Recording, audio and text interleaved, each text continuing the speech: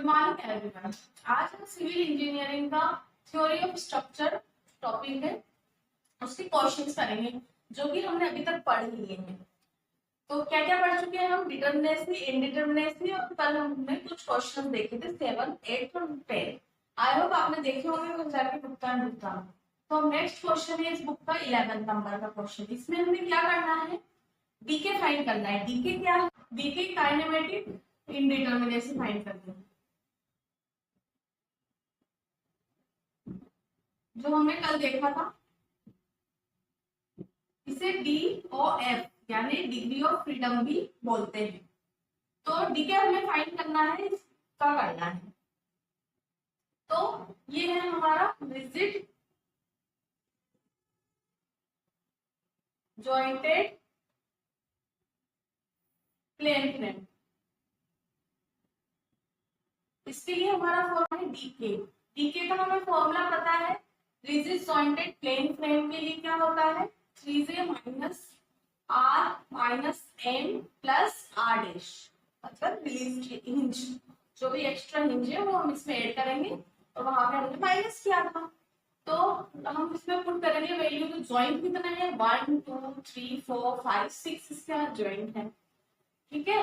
और reaction support reaction hinge के लिए 2, रोलर के लिए 1, तो 2 3 4 5 इसकी सपोर्ट रिएक्शंस हैं।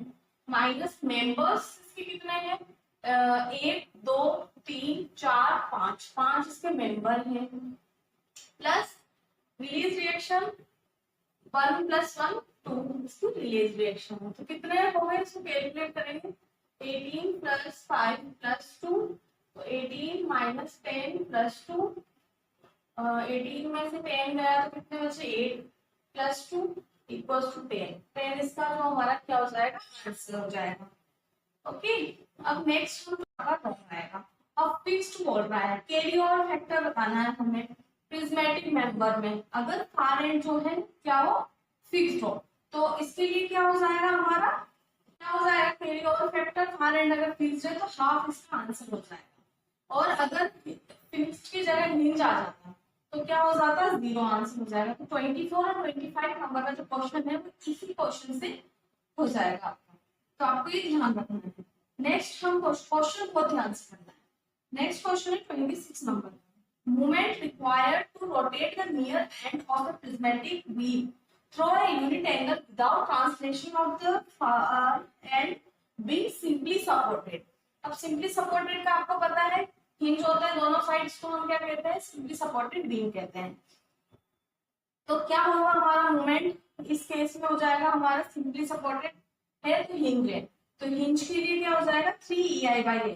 और अगर फिक्स्ड होता तो 4EI/A फिक्स्ड। इसी तरह के इसी से भी 2 क्वेश्चन आपके हिट हो जाएंगे। आपको भुगतान में जाके चेक कर। तो इस तरीके से हमारा 26 भी कंप्लीट हो गया। और 27 इसमें पूछा गया है फार एंड फिक्स्ड। तो फिक्स्ड के लिए क्या क्या बताया था? 4EI/A। और हिंज के लिए क्या हो जाएगा? 3EI/A। ओके, नेक्स्ट क्वेश्चन हम 49 वाला देख रहे हैं। 75 आप खुद करेंगे प्रैक्टिस उत्तर लिखता में से। क्या पूछा है? Which of the following is not the displacement method.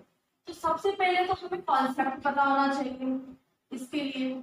तो 2 मेथड होते हैं, एक तो फोर्स्ड और एक होता है डिस्प्लेसमेंट। इसकी एक ट्रिक है, आप अपनी बना सकते हैं, आपको ये अच्छी नहीं लगी तो। मास से ही हेल्थ अच्छी होगी। कोरोना में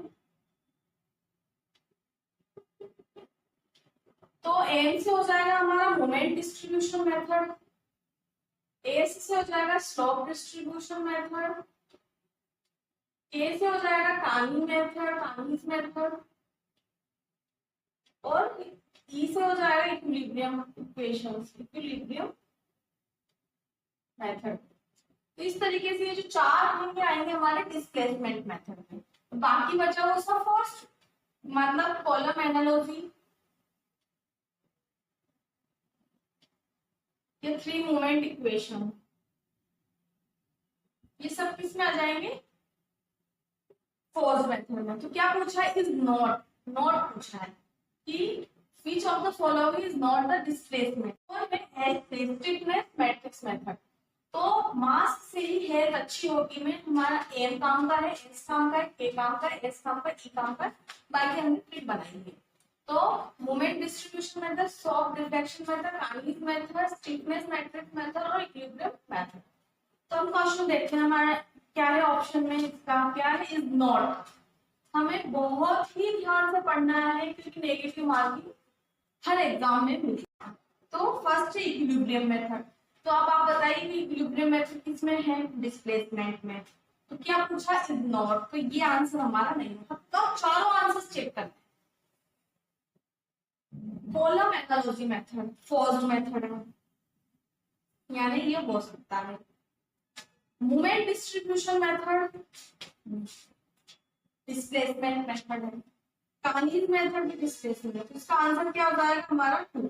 तो आपको तीनों आंसर्स क्यों नहीं है का भी पता होना चाहिए और ये ही क्यों है ये भी पता होना चाहिए।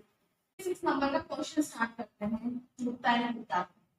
इसमें हमें मैथमेटिक इंडिटरमिनेसी फाइंड करनी है। तो इसमें हमें कुछ भी नोटेट नहीं किया है कि ये एक्चुअल इंफॉर्मेशन लेना है या नहीं लेना है। तो इसका फॉर्मूला हमें पता है क्या हो जाएगा, 3 माइनस आर हो जाएगा। तो फॉर्मूले में पुट करने में 3 जॉइंट बताइए, 1 2 3 जॉइंट है। इसके रिएक्शन सपोर्ट रिएक्शन हिंजे तो 2 लगेंगी, रोलर है तो 1 1, तो 2 3 4, तो 9 में से 4 गया तो कितना बच जाएगा 5। तो इसका आंसर हो जाएगा 5। आप एक भी मिस्टेक करोगे वो भी आपके ऑप्शन में रहेगा। नेक्स्ट है क्वेश्चन 57। इसमें बोला है एक्सियल इंफॉर्मेशन इग्नोर करना है। तो उस केस में क्या हो जाएगा फॉर्मूला, ये वाला। तो अब हमारा 5 यहाँ तक तो हमने इसको पहले कर लिया है, 5 आया हुआ, सिर्फ माइनस क्या करना है, मेंबर्स। ऑप्शंस भी यही है। तो मेंबर क्या है, 1 और 2 मेंबर है इसके। तो क्या हो जाएगा आंसर 3, यानी कि 57 का आंसर बी हो जाएगा। नेक्स्ट 58। इसमें भी काइनेमेटिक इंडिटरमिनेसी फाइंड करनी है हमें। तो फॉर्मूला क्या है हमारा, तो इसका भी फॉर्मूला क्या है हमारा, 3j minus R minus N plus R dash. तो आर डैश तो कुछ है ही नहीं। जॉइंट कितने हैं, 1 2 3 4 5 6 जॉइंट है। सपोर्ट रिएक्शंस हिंजे दोनों में तो 2 2 हैं। तो 4 हमारी सपोर्ट रिएक्शन और मेंबर्स, 1 2 3 4 5 6 मेंबर्स हैं।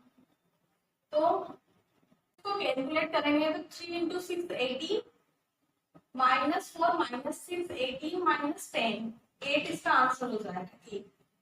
तो इस तरीके से आज की वीडियो में हमने यहाँ तक क्वेश्चन देखे। नेक्स्ट वीडियो में नेक्स्ट क्वेश्चंस देखेंगे। I hope you like it. Thank you everyone. अगर अच्छी लगी हो तो लाइक से सब्सक्राइब करें ताकि आगे आने वाले नोटिफिकेशन आप तक पहुंच सके। आई होप आपको पसंद आ रहा हो। Thank you.